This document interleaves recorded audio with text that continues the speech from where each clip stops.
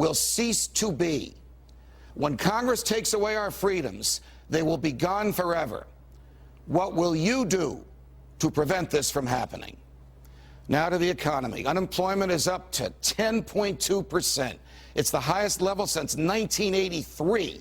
And today the president signed into law a measure extending unemployment benefits, extending a first home buyer tax credit, and adding tax breaks for companies that are losing money. Will this bring the economy back to life, or are they digging us deeper and deeper in the hole? With me now, John Stossel, Fox Business anchor, and my colleague here, and Peter Schiff, president of Euro Pacific Capital and author of the new book, Crash Proof 2.0. John, first to you. What did the government do today? What did the president sign into law? What money are they giving away now, notwithstanding unemployment? More promises. We're the magic politicians. We will ease all pain, and we can do that just by spending more money, and if we don't, we'll sink further into the hole. It's a lot like taking an alcoholic with a hangover and giving him more booze, except the alcoholic pays for his own booze. He doesn't hit the taxpayer for it. Does it make any sense when unemployment is 10.2% to pay people not to work? Not at all. In fact, it's actually more than 10.2. If you take a look at the people who are working part-time while they're looking for full-time jobs and the people who have stopped looking because they're discouraged, it's 17.5. And, you know, the government thinks that we're going to get out of this recession through spending money, through government printing money. We can't. The consumer might have led us into this recession, but he's not going to lead us out. We're broke. The only way out of the recession is by savings, capital investment, and production. And everything the government is doing is interfering with that. And so all this stimulus, it's exactly what John says. They're giving alcohol to a drunk. We're just going to get more intoxicated, and we're going to lose more jobs. Speaking of giving alcohol to a drunk, does the government come up with some new program whereby you give the deed to your house to the government owns it, and you rent it from the government? You bet. Did I read that right? You did. Fannie and Freddie are going to be in the rental business. They don't want to foreclose on so many people and dump the housing on the market, as they should, to try to shrink these monsters. So they're going to rent. And what kind of record does government have in running public housing? We already have more than 3,000 public housing agencies in the United States. 3,000? 3,000. So now we have these two giant new ones. And the track record of government, think of FEMA and the trailers after the hurricanes. They put people in trailers. The trailer, you could buy a trailer for $30,000. Surely those trailers are gone. No, people are still living in the trailers. And under this new deal on renting the housing, they say there'll be one up to a year, but there'll be month-to-month extensions. So when will they ever get these people out? But just to make the point about the trailers, $30,000.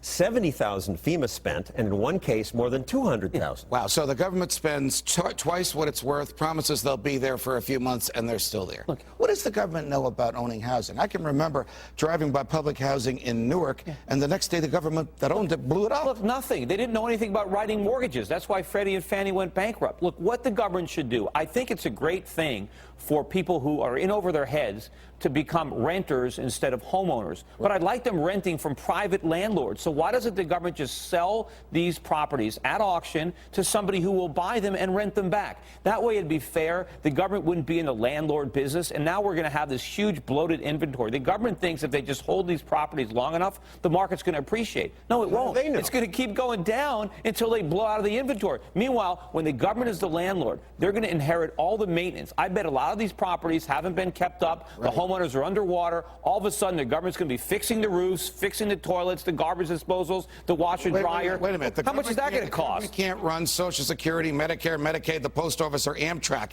It can fix broken toilets and manage private homes? And look at the track record. Here's a quote from Barney Frank. This is just 6 years ago. Fannie Mae and Freddie Mac are not facing any kind of financial crisis. The more people exaggerate these problems, the more pressure on the companies, the less we'll see in terms of affordable housing. This is the Barney Frank, who's the chairman of the House Financial Services Committee, saying Fannie and Freddie are in good shape. 6 years ago. 1 year later.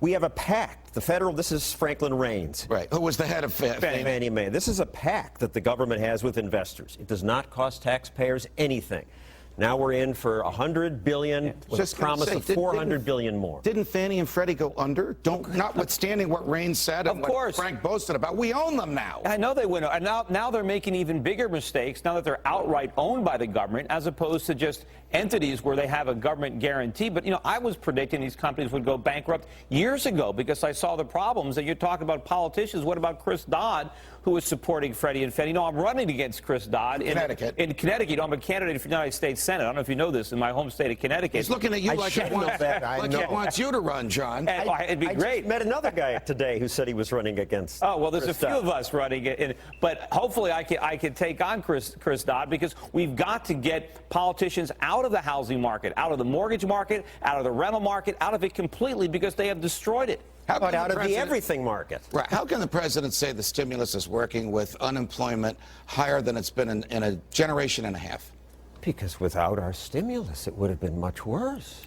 They can always say that. It created all these jobs. By borrowing and spending, we will solve a problem caused by borrowing and spending. And the way they count, I have one story here. One woman said she sold 9 pair of shoes to the Corps of Engineers for $900, and the Corps used stimulus money to buy the shoes.